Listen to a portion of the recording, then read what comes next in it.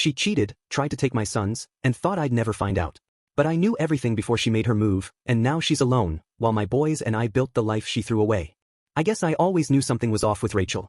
Not from the beginning, no. When we met, she was everything I thought I wanted. Smart, funny, beautiful in that way that made people turn their heads when she walked into a room. We were both 26, working in different departments at the same hospital in Phoenix. I was in IT, she was a nurse. We met at a staff barbecue, and within 6 months we were married. It felt fast, but I didn't question it. I was in love, or at least I thought I was. The first few years were good. We had our first son, Caleb, and then 2 years later, Ryan. I worked long hours, but I made time for the boys. Rachel went part-time after Ryan was born, said she wanted to be more present. I supported that. I wanted her to feel fulfilled, and I figured it was better for the kids. But something shifted around the time Ryan turned 3. Rachel started going out more. She said it was book club, then later it was girls' nights, and then she started taking weekend trips to Sedona or Flagstaff. I didn't push back. I trusted her. I thought maybe she just needed space. But I'm not stupid. I noticed the way she started dressing differently. The way she'd get defensive when I asked simple questions. The way she'd leave her phone face down on the counter, or take it with her into the bathroom. I didn't say anything at first. Just watched. I started checking her location history when she forgot to turn it off. I saw the same address pop up 3 weekends in a row. It wasn't a hotel. It was a house in Tempe. I looked it up. Belonged to a guy named Eric. I didn't know him, but I saw his face in a photo on Rachel's Facebook from a party 2 years earlier. He was standing behind her, hand on her shoulder. I remembered thinking it was just a friend. I was wrong. I didn't confront her. I started documenting everything. Screenshots, timestamps, messages she forgot to delete. I even installed a small camera in the living room, just to see what she was doing when I was working late. I hated myself for it, but I needed to know. And what I found confirmed everything. She brought him into our house once. The boys were at my parents'. I watched the footage alone in my office, hands shaking. She laughed with him. Sat on the couch where we used to sit. Kissed him like she used to kiss me. I didn't cry. I just felt cold. I waited. I didn't want to blow up and lose control. I knew if I played it wrong, she'd twist it. Say I was paranoid, controlling. So I kept quiet and started preparing. I talked to a lawyer. I got copies of everything. I made sure my finances were clean, that the house was in my name. I started spending more time with the boys, taking them to school, picking them up, making dinner. I wanted them to feel safe with me. I didn't want them to feel the shift when it came. Then one night, Rachel came home late. She smelled like wine and perfume. I was in the kitchen, cleaning up after dinner. She didn't say hi. Just walked past me and went upstairs. I followed her. She was sitting on the bed, scrolling through her phone. I asked her where she'd been. She said, out. I asked who with. She said, you don't get to ask me that. That was the moment I knew she was ready to leave. She didn't care anymore. 2 days later, she told me she wanted a separation. Said she wasn't happy, that we'd grown apart. I asked her if there was someone else. She said no. I didn't argue. I just nodded and said okay. She said she wanted to take the boys with her. Said she'd already looked at apartments near their school. I told her we'd talk about it. That I needed time to think. She seemed surprised I didn't fight her. I think she expected me to beg. But I had everything ready. I filed first. I submitted all the evidence. The footage, the messages, the location data. I showed how she'd been lying, how she'd brought another man into our home, how she'd neglected the kids while chasing her own freedom. My lawyer was sharp. He laid it all out. Rachel tried to deny it, but the proof was overwhelming. She looked small in that courtroom. Angry but powerless. The judge granted me full custody. Rachel got visitation rights, but only supervised at first. She cried when the ruling came down. I didn't. I just held Caleb's hand and kept my eyes forward. Ryan was too young to understand, but Caleb knew. He'd seen her leave so many times. He'd asked me once, why doesn't mom stay for dinner anymore?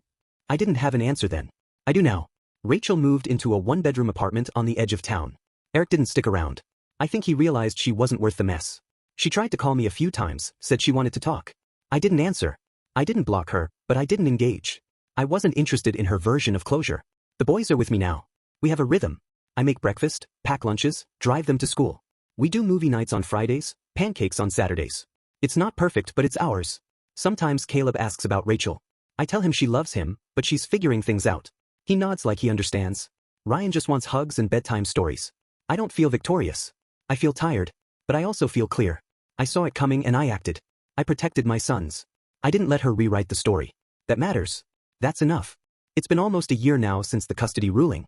Life has settled into something steady. I still work full-time, but I shifted to remote hours so I can be home when the boys need me. My parents help out when they can, especially on days when I have meetings or deadlines. Caleb's in 4th grade now, and Ryan just started kindergarten. They're growing fast. Sometimes I look at them and wonder how they've managed to stay so light, so open, after everything. I try not to let my bitterness touch them. Rachel sees them twice a month. The visits are supervised, But lately the court's been considering lifting that restriction. I don't fight it. I don't want to punish her. I just want the boys to be safe. She shows up on time now, brings snacks, tries to be present. I can tell she's trying. But the boys are distant with her. Caleb especially. He doesn't talk much during those visits. He watches her like he's waiting for something to go wrong. Ryan's more forgiving, but even he clings to me when she arrives. I don't talk badly about her to them. I never have. I think they'll figure things out on their own. Kids are smart. They feel what words can't explain. I just focus on being consistent. I show up. I listen. I make sure they know they're loved every single day. That's my job now. That's all I care about. Rachel sent me a long email a few months ago. She said she was sorry. Said she'd made mistakes, that she'd been selfish, that she didn't realize what she was throwing away until it was gone. She said she missed the boys, missed our family, missed me. I read it once and never replied. I didn't need to. I don't hate her. I just don't trust her. And I don't owe her anything anymore. I think she thought Eric was her escape. That he'd be the one to make her feel alive again. But he disappeared as soon as things got complicated. That's how it goes. People like him don't build, they consume. Rachel was just another thrill. When it ended, she was left with silence. No family, no partner, just a small apartment and a court schedule. I don't take pleasure in that. But I also don't feel sorry for her. Sometimes I wonder what would have happened if I hadn't acted when I did. If I'd let her take the boys, if I'd let her spin the story her way. I think about how close I came to losing them. How easy it would have been to ignore the signs, to believe her lies, to let guilt or fear keep me passive. But I didn't. I stayed sharp. I stayed calm. And because of that, my sons are with me. That's what matters. We've started new traditions. Every Sunday, we go hiking in South Mountain Park. Caleb likes to lead the way. Ryan picks up rocks and asks if they're special. We pack sandwiches and juice boxes and sit on the rocks overlooking the city. It's quiet up there. Peaceful. Sometimes I think about the life I thought I'd have. The one with Rachel, with a house full of laughter and shared dinners and bedtime stories read together.